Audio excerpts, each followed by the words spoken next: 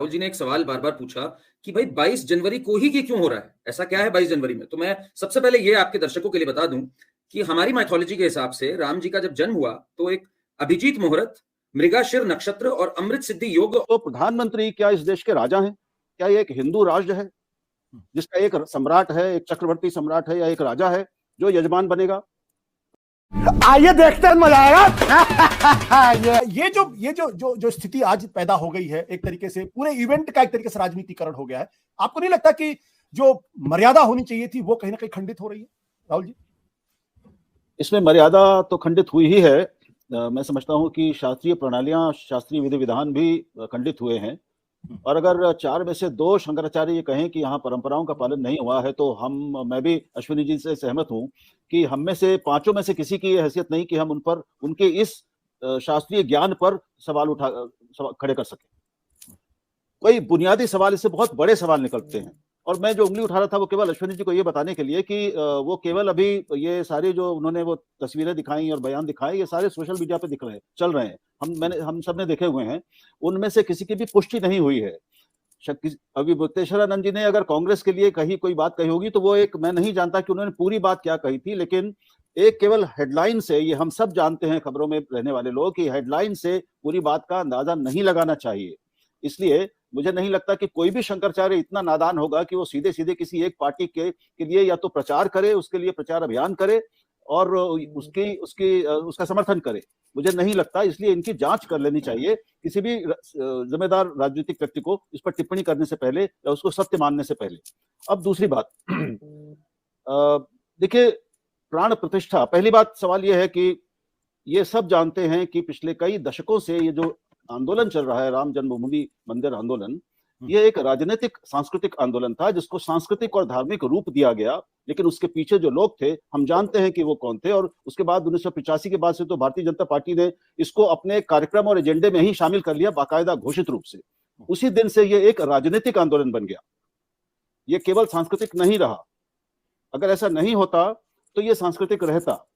अभी ज्योतिषपीठ और बद्रिकाश्रम, दोनों पीठों के जो एक संयुक्त शंकराचार्य थे, अभी मुक्तेश्वरानंद जी के गुरु स्वरूपानंद जी, वो दोनों पीठों के शंकराचार्य थे। उन्होंने खुद एक पूरी संस्था बनाई थी राम जन्मभूमि मंदिर निर्माण के लिए, और उन्होंने भी आंदोलन का नेतृत्व किया था। और यही उचित था कि इस मंदिर आंदोलन का नेतृत्व धार्मिक आध्यात्मिक लोगों के, शिखर पुरुषों के हाथ में रहता। इसमें राजनीतिक दल की क्या है भूमिका है और क्यों होनी चाहिए, पहले तो ये बड़ा सवाल है एक लोकतंत्र में। दूसरी बात कि मंदिर में प्राण प्रतिष्ठा यजमान करता है, जो थोड़ी बहुत मेरी जानकारी है, मेरी भी रुचि है थोड़ी धर्म आदि में, और वो यजमान और उसके पुरोहित होते हैं। तो पुरोहित तो ठीक है, पंडित वहां पर होंगे, पुरोहितों की इस देश में कोई कमी नहीं है, हर जिले में कम से कम 2000 होंगे। लेकिन जो यजमान है, यजमान कौन होता है? या तो गृह स्वामी होता है, अगर घर में हवन हो रहा है, यज्ञ हो रहा है, कोई धार्मिक कार्यक्रम हो रहा है, या अगर राजा जब करता था तो फिर वो राजा होता था, यजमान होता था। तो प्रधानमंत्री क्या इस देश के राजा हैं? क्या ये एक हिंदू राज्य है जिसका एक सम्राट है, एक चक्रवर्ती सम्राट है, या एक राजा है जो यजमान बनेगा? प्रधानमंत्री एक चुना हुआ जनप्रतिनिधि है। राष्ट्र का सर्वोच्च पद किसके पास है? वो राष्ट्रपति है हमारी व्यवस्था में। तो अगर ये राष्ट्रीय कार्यक्रम है तो फिर जो सर्वोच्च पद पर बैठा हमारा सर्वोच्च राष्ट्राध्यक्ष है, उसको यजमान के रूप में होना चाहिए। और ये इसमें दूसरा प्रश्न जुड़ा हुआ ये है कि क्या किसी भी एक सेकुलर यानी पंथ निरपेक्ष संविधान वाले, और पंथ निरपेक्ष जब वो नहीं था, शब्द नहीं जोड़ा गया था, तब भी ये पंथ निरपेक्ष था संविधान और भारतीय लोकतंत्र, उसमें किसी भी राजनीतिक दल को या चुनी हुई सरकार को किसी एक इस बहुधर्मी देश में किसी एक धर्म के धार्मिक आयोजन के साथ इतनी सघनता से एक रूप हो जाना चाहिए? क्या एक चुना हुआ प्रधानमंत्री एक धर्म के वो चुने हुए धर्मगुरु हैं क्या? उनकी मैं एक धार्मिक प्रश्न, एक प्रतिष्ठा का व्यवस्था का प्रश्न उठा रहा हूं, धार्मिक व्यवस्था का प्रश्न, कि उनको यजमान के रूप में वहां क्यों होना चाहिए, कि वो हैसियत क्या है? तीसरी बात कि 22 जनवरी में ऐसा क्या विशेष लग्न है, कौन सा विशेष मुहूर्त है, कौन सा विशेष कारण है कि इसे उसी दिन किया जा रहा है? ये रामलला का मंदिर है, ये यानी राम के बाल रूप का मंदिर है, उनका जन्म स्थान है, यानी वहां पर वो शिशु रूप में है, जिसको रामलला हम कहते हैं। तो क्या ये स्वाभाविक और बिल्कुल सहज नहीं होगा कि रामलला के और राम जन्मस्थान के मंदिर की प्राण प्रतिष्ठा राम नवमी में हो, राम के जन्म जिस दिन हम मनाते हैं उस दिन हो, राम नवमी को? क्या वो बेहतर और उचित अवसर नहीं होता? 22 जनवरी को ऐसा क्या है, कौन सा विशेष मुहूर्त है जो अगले 5, 10, 15 साल 50 साल में नहीं आने वाला? इसका जवाब क्या है, मैं जानना चाहूंगा। करण, आप बोलना चाह रहे हैं, प्लीज। जी, मैं कई चीजों का जवाब देना चाहूंगा आशुतोष जी। कई बातें उठाई, राहुल जी ने भी उठाई। Wake up to reality. Rahul ji ने एक सवाल बार बार पूछा कि भाई 22 जनवरी को ही क्यों हो रहा है, ऐसा क्या है 22 जनवरी में? तो मैं सबसे पहले ये आपके दर्शकों के लिए बता दूं कि हमारी माइथोलॉजी के हिसाब से राम जी का जब जन्म हुआ तो एक अभिजीत मुहूर्त, मृगशिर नक्षत्र और अमृत सिद्धि योग और सर्वथा सिद्धि योग, ये 4 योग जब लाइन करे थे तो हमारी मान्यता है कि श्री राम जन्मे थे। और ये चारों योग 22 जनवरी को लाइन अप कर रहे हैं, इसलिए 22 जनवरी की तिथि चुनी गई है इस कार्यक्रम के लिए। पहली बात तो ये मैं स्पष्ट कर दूं। दूसरी बात एक उठाई गई, मैं पॉइंटेड जवाब देना चाहता हूं ताकि दर्शकों को, आपके चैनल भी सत्य के बारे में है। एक बात और उठी कि इनकम्प्लीट मंदिर में प्राण प्रतिष्ठा क्यों हो रही है। देखिए, इस पे कई स्कूल ऑफ थॉट है। हिंदुइज्म की या सनातन धर्म की मैं बात कहूं तो इसकी खूबसूरती यही है कि इस पे बहुत स्कूल्स ऑफ थॉट्स हैं। पर मैंने आज रामभद्राचार्य जी को सुना, जो कि एक प्रतिष्ठित गुरु भी हैं, और उन्होंने अगम शास्त्रों को कोट करते हुए ये बात समझाई कि ये जरूरी नहीं है कि मंदिर की एक एक ईंट रख दी गई हो, हर चीज हो गई हो तभी प्राण प्रतिष्ठा करी जा सकती है। उन्होंने कुछ प्रीरिक्विजिट्स बताए जिसमें कि गर्भगृह में क्या क्या होना चाहिए, और वो सारी चीजें वहां पर रखी जा रही हैं, तभी वहां प्राण प्रतिष्ठा हो रही है। इसलिए ये भी कहना कि संस्कृति को ठेस पहुंचा है और उल्लंघन हुआ है, ये कहना बहुत प्रीमच्योर है, ऐसा नहीं है। ये हो गई 2 बातें। तीसरी बात, एक राहुल जी ने बात कही कि भाई इसको पॉलिटिकल बनाया गया। ये शुरुआत में साधु संत जुड़े थे, बाद में इसको पॉलिटिकल रूप दिया गया। मेरा मानना है कि अगर इस तरह का जन आंदोलन को सफल होना था तो ऑफ कोर्स इसको एक पॉलिटिकल वॉइस मिलनी थी।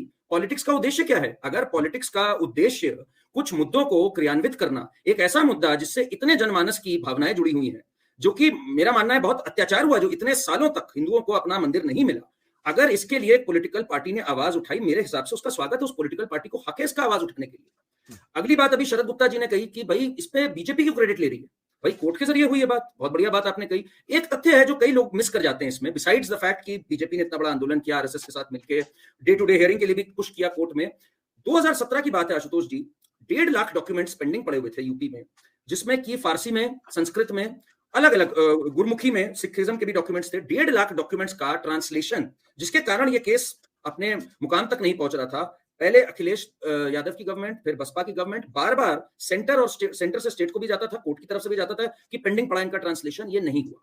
2017 में जब योगी गवर्नमेंट आई, उसके बाद रिकॉर्ड 7 महीने में इन 1.5 लाख डॉक्यूमेंट्स का ट्रांसलेशन हुआ और ये कोर्ट में प्रस्तुत हुए, जिससे कि ये केस को एक स्पीड मिली अपने मुकाम तक पहुंचने में। ये मैं मानता हूं बहुत बड़ा योगदान है बीजेपी की गवर्नमेंट का। यूपी गवर्नमेंट कही है, पर वो बीजेपी की यूपी गवर्नमेंट थी जिसने इनिशिएटिव लिया और ये काम करके दिखाया। इसलिए मेरे हिसाब से हम लोग को इस समय जब हम इस मुकाम पर हैं, कांग्रेस ने एक बहुत बड़ा सेल्फ गोल किया यहां पर ना जाकर के।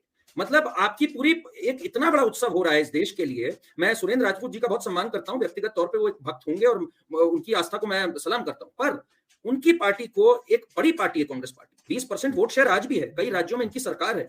इतना बड़ा एक उत्सव अगर देश में हो, उस पर यह नहीं कहना चाहिए हम 22 के बाद चले जाएंगे, हमें जब ठीक लगेगा चले जाएंगे। उससे आप कम नहीं हो रहे, पर आप एक मौका खो रहे हैं देश के उत्सव में सम्मिलित होने का। ये होना जरूर चाहिए था मेरे ख्याल से। बिल्कुल। राहुल जी, आप जवाब देना चाहेंगे जो बात करण कह रहे थे? क्योंकि जरूर। उन्होंने जो विशेष, मैं ज्योतिषी नहीं हूं, हो सकता है वो हो, और वो इस बता सकती हूँ कि ये जो मुहूर्त उन्होंने गिनाया है, ये क्या सचमुच उतना ही दुर्लभ है जो कई वर्षों में या दशकों में आता है, या उसके बाद नहीं आने वाला था, मैं नहीं जानता। अगर उन्होंने कहा है तो मैं इसकी जरूर जांच कर लूंगा अपने मित्रों से पूछ के, जो शास्त्रों में गति रखते हैं। उन्होंने अगर अपनी जानकारी से ये दिया है, किसी से कहीं से सुनिया पढ़ के नहीं लिया है, तो फिर दूसरी बात है। आप नोट भी कर लीजिए उसको, आप नोट भी कर लीजिए, मैं चाहूंगा आपके दर्शकों को बताओ, क्योंकि ये चीज